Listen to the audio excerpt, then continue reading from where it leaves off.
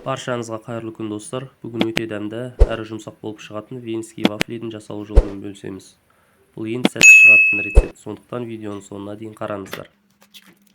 Алдымен жұмыртқаға қант қосып араластырамыз.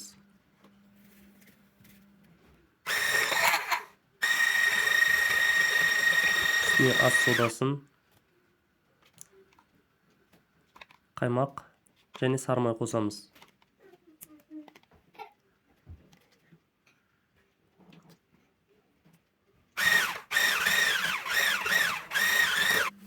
Сонда ұн қосып жақсылап бір келте масса болғанша араластырамыз.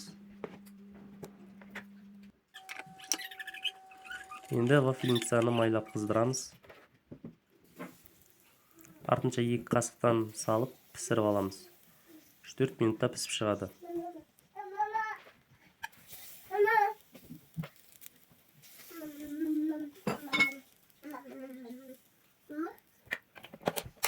Осындай өте жұмсақ әрі дәмді болып шығады. Келесі бөлігін пісіргенде майлаймыз.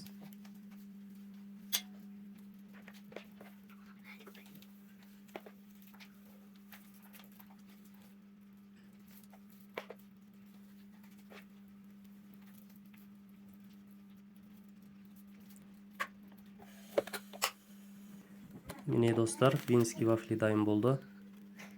Таңғы асқа керемет үйлеседі. Сіздер де жасап көріңіздер. Ас болсын.